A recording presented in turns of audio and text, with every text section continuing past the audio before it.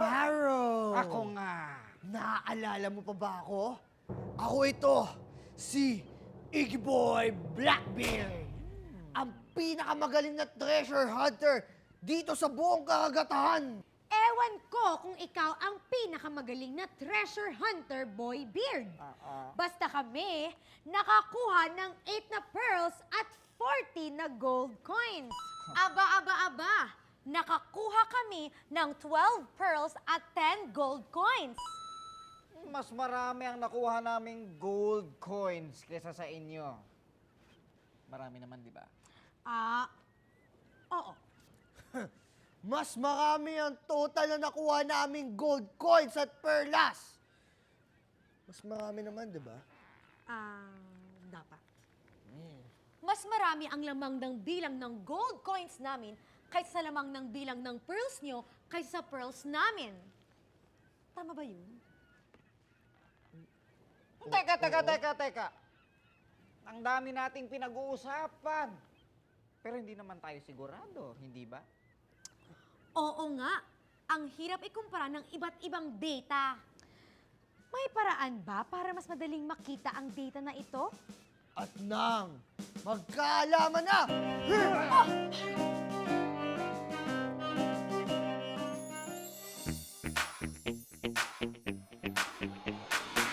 Meron akong kaibigan pagharap ko sa mundo. Pagsagot sa tanong, ilan, ano, alin, paano? Matang katulong Sa ating pagsulong, paglikhad, pag-unawa ng hiwaga. minsan ang math mahirap at seryoso. Nakakatakot, nakakalito. Buti na lang may kasama pa tayo. Sipag, tiyaga, isip at talino. Magtanong, mag-isip, huwag matakot magkamali. Magtanong, mag-isip, ang mahirap ay dadali. Magtanong, mag-isip, ang matyaga matutunan. Magtanong, mag-isip, hey! Sabay-sabay tayo. Kaya mo, kaya ko. Matutunan ng math. Kaya mo, kaya ko. Mag-usap, magsikap, isip plus tiyaga equals madali. Minsan ang math mahirap at seryoso. Nakakatakot, nakakalito. Buti na lang may kasama pa tayo. Sipag, tiyaga, isip at talino. Magtanong, mag-isip, huwag matakot magkamali. Magtanong, mag-isip, ang mahirap ay dadali. Magtanong, mag-isip, ang matyaga matutunan. Magtanong, mag-isip, hey! Sabay-sabay tayo. Kaya mo, kaya ko. Matutunan ng math. Kaya mo, kaya ko. Mag-usap, magsikap, isip plus tiyaga equals madali.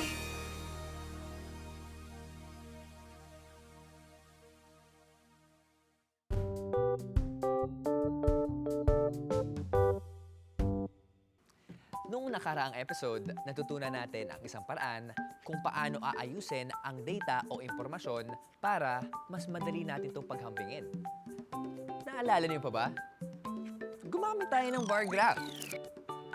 Makikita sa bar graph na ito ang dami ng saging na nakain ni Master Math Ching sa bawat araw sa isang linggo.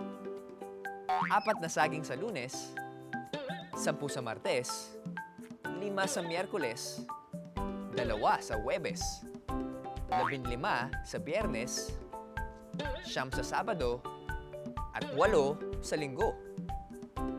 At mula rito, marami na tayong data na pwedeng paghambingin. Pero paano nga kung hindi lang ang mga saging ni Master Math Ching ang pinaghahambing natin?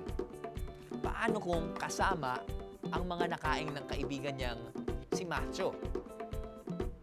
Magagawan ba natin ang graph to? Paano? 2 na sila. Tinanong namin sa 10 lalaki at 10 babae kung anong klase ng gora o pantakip sa ulo ang gusto nila. At ito ang kanilang mga sagot. Sa mga lalaki, 4 ang may gusto ng salakot. Samantalang 6 ang may gusto ng bandana. Sa babae naman, 7 ang may gusto ng salakot at 3 ang may gusto ng bandana. Gumawa tayo ng graph. Kung ang data o impormasyon na ilalagay natin sa graph ay tungkol lang sa gusto ng lalaki na pantakip sa ulo, madali lang. Ito ang magiging itsura ng graph. At kung ang gagawin naman natin ay ang paghambing, kung ano ang gustong panakip ulo ng mga babae, madali din lang. Ito ang magiging itsura ng graph. Paano kung paghahambing-hambingin natin ang pinili ng mga lalaki at mga babae? Paano natin gagawin yun? Pwede kaya nating pagsamahin ang mga data sa isang graph? Pwede! Mula sa graph na ito ay makakagawa tayo ng maraming obserbasyon tungkol sa mga gustong panakip ulo ng mga lalaki at babae. Makikita natin na mas kaunti sa mga lalaki ang may gusto ng salakot kaysa sa bandana. Makikita din natin na mas marami sa mga babae ang may gusto ng salakot kaysa sa bandana.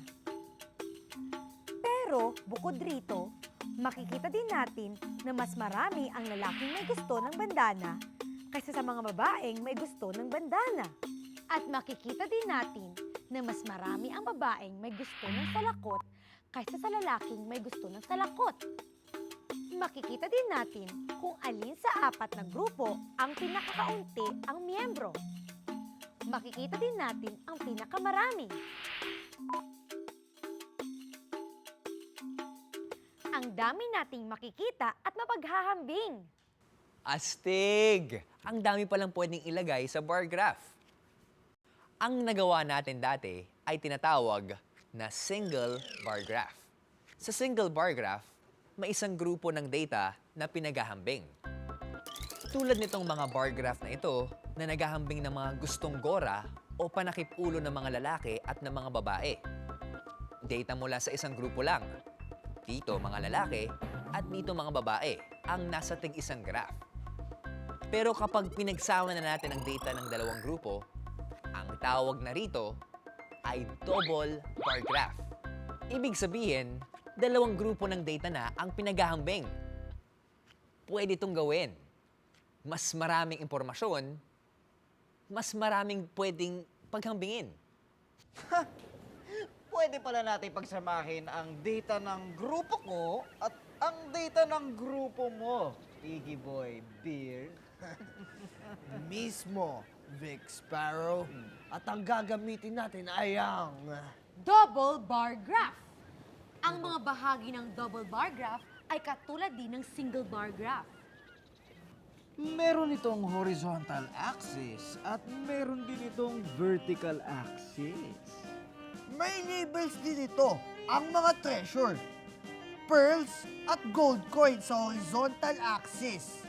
At ang bilang ng mga ito sa vertical axis. At may bars din. May pagkakaiba ba? Ito ang bars ng pearls at gold coins ng pangkat namin. 12 pearls, 10 gold coins. At ito naman ang bars ng pearls at gold coins ng pangkat namin. 8 pearls, 14 gold coins. Paano natin malalaman kung alin ang sa amin at alin ang sa inyo? Yan ang pagkakaiba ng single bar graph at double bar graph. Dalawa ang bar sa bawat label sa horizontal axis.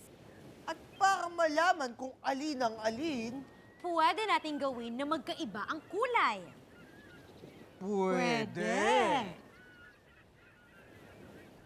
Sa double bar graph, malalaman natin na ang data ay galing sa isang grupo kapag magkakapareho ang kulay ng bars nito. At magkapareho din ang bars ng sa kabilang grupo.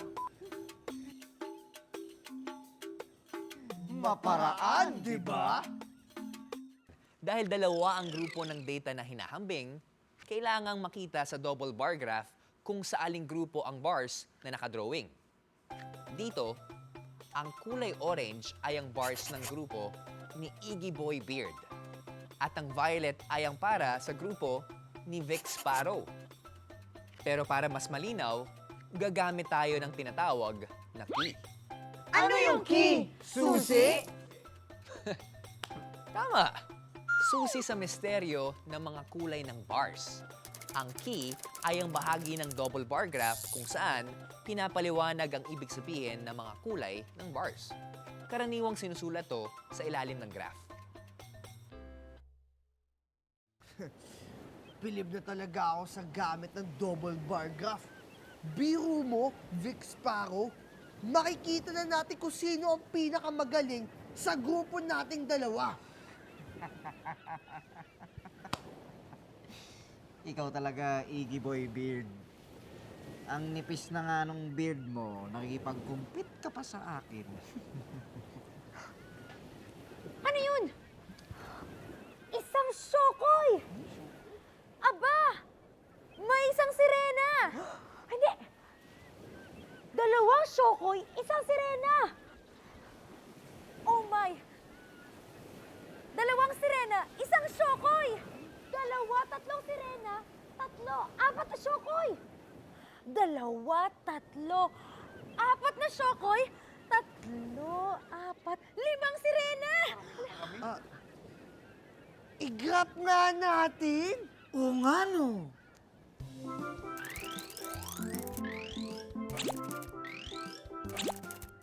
Mula sa graph na ito, masasabi niyo ba kung alin ang grupo na nakakita ng pinakamaraming sirena? Grupo na nakakita ng pinakakaunting sirena? Ano ang nasa horizontal axis? Ano ang nasa vertical axis? Ilan ang diferensya ng nakitang sirena ng grupo ni Vic Sparrow at grupo ni Iggy Boy Beard?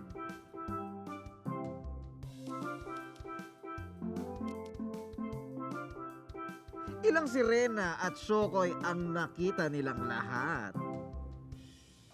Paano nga ba natin malalaman kung ano ang bilang ng lahat ng syokoy na nakita o lahat ng sirena? Dito, ang makita natin ay ang bar ng bilang ng mga sirena na nakita ng Team Iggy Boy Beard at Team Vic Sparrow. Paano nga ba? Alam nyo na? Tama! Pwede nating ipatong ang bar sa magkakaparehong labels.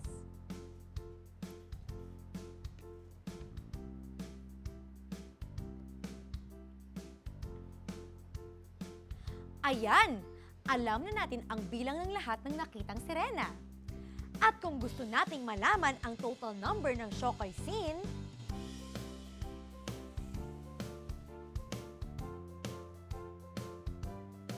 charan! MathDali, di ba? Paano naman kung gusto natin malaman kung ilan ang lamang ng nakitang sirena ng Team Vic Sparrow kesa sa nakita ng Team Iggy Boy Beard? Kung kanina ay pinagpatong-patong lamang natin yung bars ng magkapareho ang label, Dahil gusto natin itong i-add. ngayon naman ay gusto nating mag-subtract. Ano ang pwede nating gawin sa graph? Kailangan lang nating isubtract ang mas maliit na number sa mas malaking number.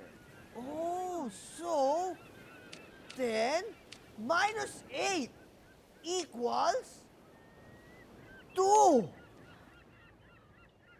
MathDali!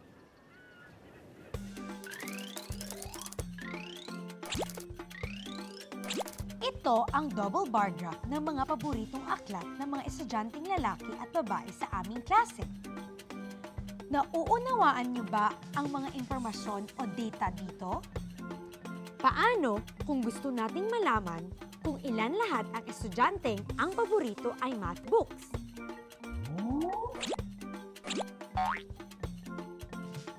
Kung ilan lahat na ang paborito ay science books? Galing! Paano naman kung gusto nating malaman ang difference o ang lamang sa bilang ng mga may gusto ng science books at math books?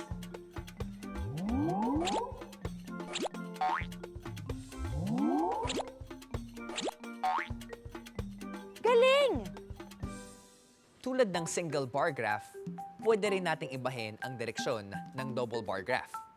Ito ang tinatawag na vertical double bar graph. Pwede natin itong gawing horizontal double bar graph. Sa vertical axis natin ilalagay ang mga bagay na binibilang. Sa horizontal axis naman ilalagay ang dami ng mga ito. At sa baba pa rin ang key. Sa taas, ang title. Walang pinagbago sa gamit at pagiging epektibo. Tinanong namin ang mga estudyanteng lalaki at babae kung ano ang mga paborito nilang ulam. Adobo, menudo, o pinakbit. Ito ang resulta.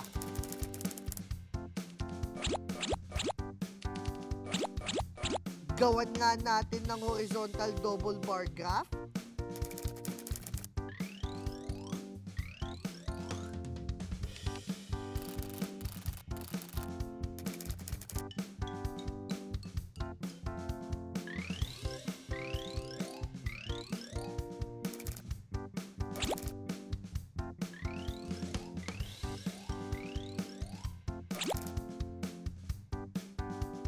MathDali.